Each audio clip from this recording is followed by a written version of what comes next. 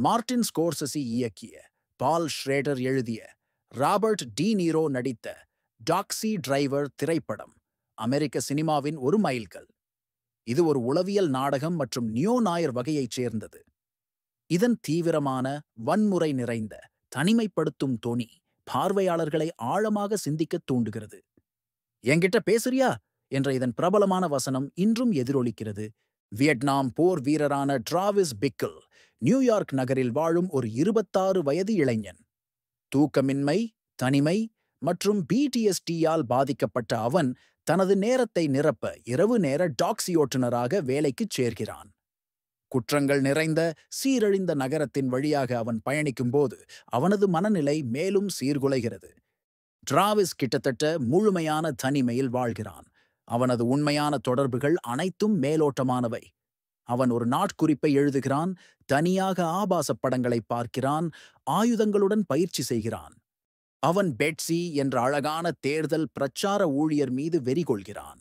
ஒரு சங்கடமான, தோல்வியுற்ற சந்திப்புக்குப் பிறகு அவன் மேலும் சுய வெறுப்பிலும் கோபத்திலும் மூழ்குகிறான். டிராவிஸ் துப்பாக்கிகளுடன் தன்னை ஆயுதபாணியாக்கிக் கொள்கிறான். கண்ணாடியின் முன் பயிற்சி செய்கிறான். நகரத்தின் அழுக்கை சுத்தப்படுத்த வேண்டும் என்று கனவு காண்கிறான்.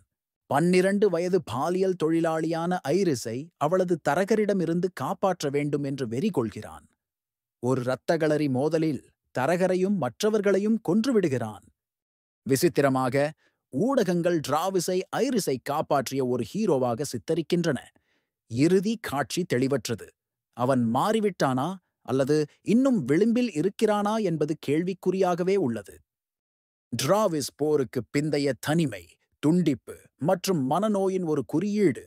நகரம் அவனது சீரழிந்த மனதின் பிரதிபலிப்பாக மாறுகிறது.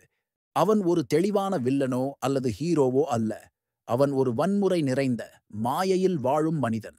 அவன் கொடூரமான செயல்களைச் செய்கிறான், ஆனால் தான் நல்லது செய்வதாக நம்புகிறான். 1970களின் நியூயார்க் நகரத்தின் அழுக்கு நிறைந்த தெருக்கள் டிராவிஸின் மனச்சிதைவை பிரதிபலிக்கின்றன. அவை அழுக்காகவும், குழப்பமாகவும், விரோதமாகவும் இருக்கின்றன.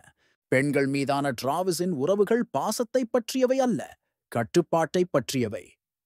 அவனது காப்பாற்றும் எண்ணம் ஆழமாக தவறானது. சமூகத்தால் ஒருவர் எவ்வளவு எளிதாக ஹீரோ என்று முத்திரை குத்தப்படுகிறார் என்பதை இறுதி காட்சி விமர்சிக்கிறது. ஆழமான உண்மை மிகவும் தொந்தரவானது. டாஸ்டோவ்ஸ்கியின் நோட்ஸ் ஃப்ரம் அண்டர்கிரவுண்ட் நாவலால் ஈர்க்கப்பட்டது. ஷ்ரேடர் இதை எழுதியபோது வீடற்றவராகவும் தற்கொலை எண்ணத்துடனும் இருந்தார். நாட்குறிப்பு குரல் வழி டிராவிஸின் குழப்பமான மனதை வெளிப்படுத்துகிறது. மெதுவான இயக்கம், நீண்ட காட்சிகள் மற்றும் டிராவிஸின் தனிமையை காட்ட டிராகிங் ஷாட்களை பயன்படுத்துகிறார்.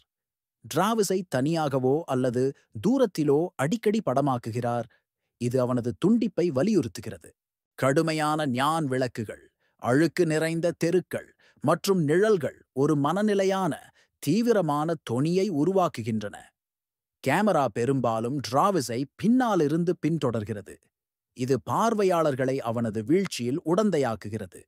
ஜாஸ் சாக்ஸபோன் தீம் காதல் சோகத்திற்கும் விசித்திரமான அமைதியின்மைக்கும் இடையில் ஊசலாடுகிறது. இது ஹெர்மனின் இறுதி இசையமைப்புகளில் ஒன்றாகும். அவர் இதை முடித்த இரவே இறந்தார். டி நீரோவால் மேம்படுத்தப்பட்டது. இது டிராவிஸின் மாயையையும் மோதலுக்கான தேவையையும் பிரதிபலிக்கிறது. மனநலம், தனிமை அல்லது ஒழுக்க ரீதியான தெளிவின்மை ஆகியவற்றை ஆராயுங்கள். கதை வெளிப்புற இலக்குகளால் அல்ல, உள் பதற்றத்தால் இயக்கப்படட்டும். டாக்ஸி டிரைவரில் குரல் வழி விளக்கமாக இல்லை. அது டிராவிஸின் உடைந்த மனதை வெளிப்படுத்துகிறது.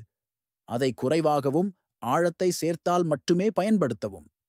அழுக்கு நிறைந்த, குழப்பமான சூழல்கள் மனநிலையை மேம்படுத்துகின்றன. இரவு நேரத்திலோ அல்லது மழையிலோ படமாக்குவது விரக்தியையும் அழுக்கையும் வலியுறுத்தும். பதற்றம் மெதுவாக உயரட்டும். சிறிய சம்பவங்கள், நுட்பமான பார்வைகள், வழக்கமான மாற்றங்கள் மூலம் இதைச் செய்யுங்கள். பெரிய நிகழ்வுகளை ஆரம்பத்தில் தவிர்க்கவும். மனநிலை மற்றும் சீரழிவில் கவனம் செலுத்துங்கள். இயற்கையான வெளிச்சம், கையடக்க காட்சிகள் மற்றும் நீண்ட காட்சிகள் பார்வையாளர்களை கதாபாத்திரத்தின் யதார்த்தத்திற்குள் இழுக்கின்றன. கவர்ச்சியை தவிர்க்கவும். அதை பச்சையாகவும் சங்கடமாகவும் வைத்திருங்கள். கதாபாத்திரம் மீட்கப்பட்டதா? அவர்கள் மாறினார்களா? அவர்கள் ஒரு புதிய சுழற்சியை தொடங்குகிறார்களா? பதில்களுடன் பார்வையாளர்களை போராட விடுங்கள். டாக்ஸி டிரைவர், அந்நியமாதல், கோபம் மற்றும் திரிந்த ஒழுக்கம் ஆகியவற்றின் காலமற்ற ஆய்வு. இது எளிதான பதில்களை வழங்குவதில்லை. மனித மனதின் இருண்ட மூலைகளை எதிர்கொள்ள பார்வையாளர்களை கட்டாயப்படுத்துகிறது. இது ஒரு கதாபாத்திரத்தை மையமாகக் கொண்ட கதை சொல்லலின் ஒரு மாஸ்டர் கிளாஸ். இங்கு நகரம் உயிருடன் இருக்கிறது. ஒவ்வொரு தேர்வும் ஆபத்தானதாக உணர்கிறது.